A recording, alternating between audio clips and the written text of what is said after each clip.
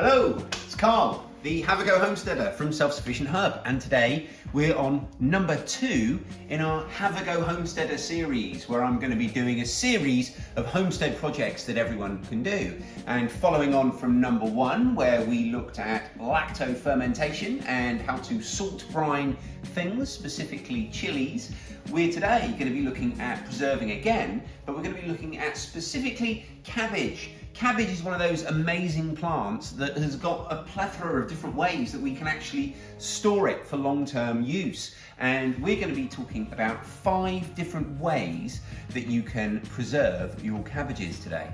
We're going to talk about refrigeration, we're going to talk about dehydrating, we're going to talk about fermenting, we're going to talk about freezing in 2 different ways. So we're going to cover lots of different things here. Right, so I've been out and harvested my cabbages. I'm going to clean them and chop them now, and we're going to chop them into various sizes depending on what we're going to do with them. So I'm going to get that done now, and then we'll go through the 5 different ways you can keep them. So the first thing you can do is just put them in the crisper tray in your fridge. And you might be thinking, Carl, don't be silly, that's not preserving. We all know about putting things in the fridge to let them last longer. I get all that, but a cabbage can last up to a year in the fridge, believe it or not. Now, you will have to obviously take off some of the outside leaves if you leave it too long. And you know, if you've got it cut in half, then you might need to trim off any exposed edges, but it can keep in the fridge for months and months. Now, over on the Self-Sufficient Me YouTube channel, he's actually spoken about cabbages. That's how he keeps them, and can keep them in the fridge, as I said, for up to 12 months. So I was quite surprised to hear that, and very happy to share it with you guys. So that's the easiest and the simplest and the first method of preserving your cabbages. Just put them in the crisper tray of your fridge. The second method is going to be using a dehydrator. To do that, we're going to chop some up, and we're going to chop them up a little bit bigger than we might otherwise, because if you chop them up really fine, then they might fall through the grate in the dehydrator. So we're going to chop them up bigger than we will for some of our other preservation methods. Now, one thing to say about dehydrating cabbage is, although it will keep really well, you're going to want to perhaps think about how you're going to use it. You're going to lose some of the versatility. So while you could, of course, rehydrate it and then use it in, you know, as you would normally by boiling it or however you might usually use it, you're not really going to be able to use it in things like salads. Now, what it is great for though is adding to soups and stews and things like that. So we're going to put this in our dehydrator. We're just going to lay it out on there. It doesn't matter if some of the pieces are touching each other, it really doesn't. It's going to dehydrate really well, and it's one of the quicker and easier things to dehydrate. So we're going to layer up on our dehydrator.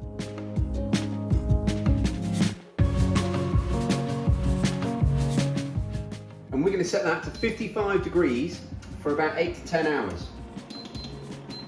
Next up, freezing. And whenever we're freezing any of our vegetables, the first thing that we ask ourselves is, do we need to blanch them? Well, again, it comes down to that consideration of what you want to use it for down the road. Now, I'm going to slice these quite thinly, and we're going to freeze these 2 different ways for exactly that reason. So we like fresh tasting cabbage. We like the sort of cabbage that you can boil and then just put on the plate next to other things, like for a roast dinner with roast cuts of meat, potatoes, gravy, that kind of thing. Now, if you want cabbage out of the freezer to do that with, then you're definitely better off blanching them.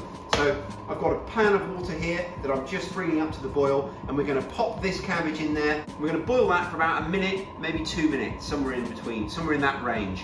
Then we're going to simply bag it and freeze it. And this half, I'm going to chop exactly the same, and this half we're going to put straight into a freezer bag, and we're just going to freeze it as it is. Now, what's going to happen when we freeze this cabbage without blanching it is basically the water that's contained within the cell walls is going to expand, and it's going to burst those cell walls, which means that those cell walls are no longer going to hold together as firmly, and you're going to get a more soggy end product. It's not going to have that lovely firm texture that we expect from a regular fresh cabbage. So what that means is the one that I'm going to put in this bag and that we're going to put in the freezer without blanching, this one we're going to use in soups and stews. things where that texture won't be a problem. So that's ready to go in the freezer.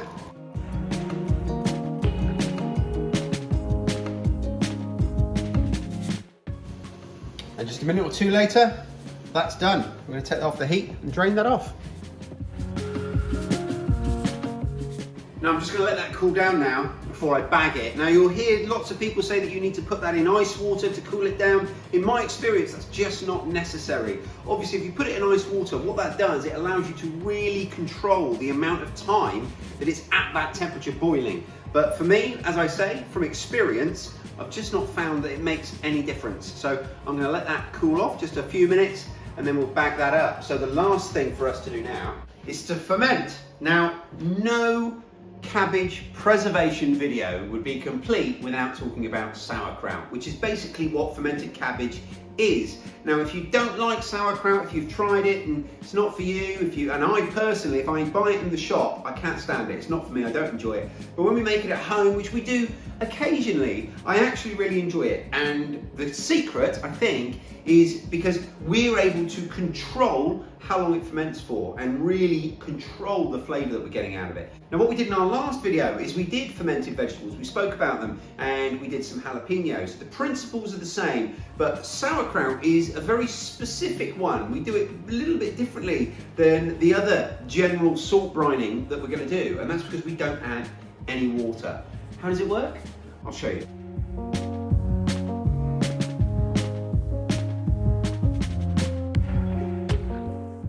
So for our sauerkraut, if you watch the last video I did, then you'll know that I do pretty much all my vegetables in a 2% salt brine. My sauerkraut is no different. So what I've done now is I've weighed the cabbage. I put my glass bowl on there. You want a nice big bowl to work with.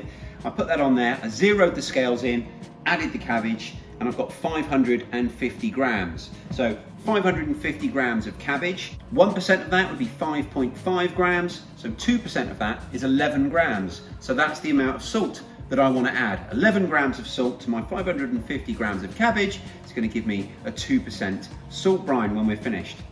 So in go my 11 grams of salt. And again, I'm just using regular table salt. And the next step is just to work that salt into the cabbage and really work it well. Sort of just squeeze it and push it all against itself. You don't need to worry about bruising the cabbage at this point. That's almost the point of it, you know. What we're trying to do is coat all of the cabbage in that salt, but also work it into the surface of the vegetable. And it's going to start releasing liquid at quite a rate. And what that salt's going to do is it's actually going to draw out all of the moisture within the leaves. And that is where we're getting our water. That's why we don't add water when we make sauerkraut.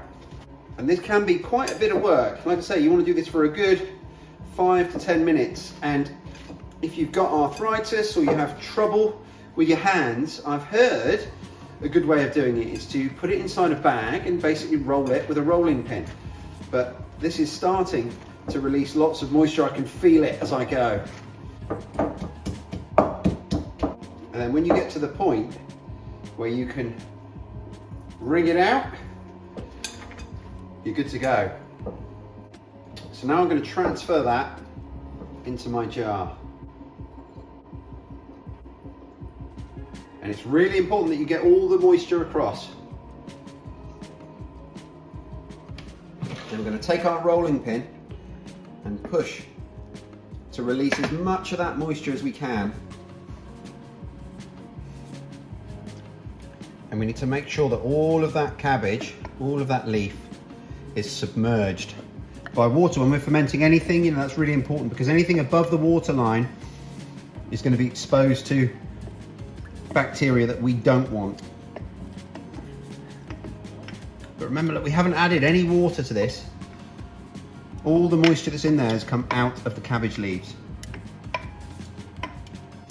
And then to keep that submerged, we're just going to add a food bag with water in it into our jar.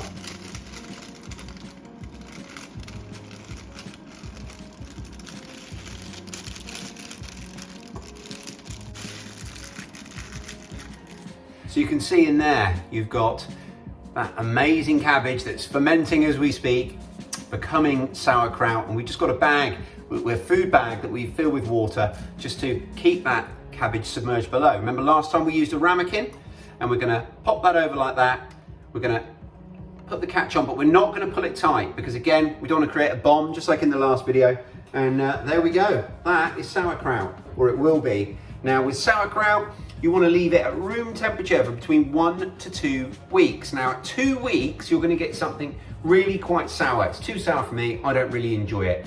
After about a week, sometimes even a bit less, that's where it's perfect for me. But of course, everyone's different. So every few days, just try it and see how you like it. But that is another way to preserve your cabbages. And when we've done that, our blanched cabbage has cooled down so we can get that in a bag. And there we go, that's ready for the freezer as well. Now I have to say, as a homesteader, there's very little that gives me more pleasure than putting up food that I've preserved. When I just spend time in my kitchen and I can see harvests and things that we've saved and preserved, dehydrated fruit or beans or whatever it might be, or our fermenting jalapenos up here, just knowing that we've done the work, all the work's done, and now we have it saved and we can enjoy that in the future. Knowing that my freezer has got lots and lots of vegetables in it, ready to see me through the winter and spring, with more coming all the time. You know, there's very little more rewarding than that. So being able to preserve things in lots of different ways means that you also get that variety of food. So there we go, guys. That's 5 different ways that you can preserve your cabbage. You can put it in the crisper drawer of your fridge. You can use either of these 2 methods for the freezer. You can ferment it, or of course you can dehydrate it, which we're still doing, and that will end up in this jar here. In case you're wondering why this empty jar has been rattling around for the whole video, that's the destination for the cabbage that's in here. Thank you ever so much for watching. Please consider subscribing to my channel if you're not already, and we'll be back with more Have a Go Homesteader homestead projects over the coming weeks and months. This is number 2 in an ongoing series. Please make sure you press that like button before you go if you haven't already done it. It does make a big difference to growing the channel. And also leave me a comment down below. Let me know, is there a way of preserving cabbages that I haven't thought of that isn't in this video that you're using? What are you doing from these methods? Have you got some tips or ways that these can be improved? I'm always learning, and I'm always open to suggestions. Thanks for watching, everyone, and I'll speak to you really soon. Cheers.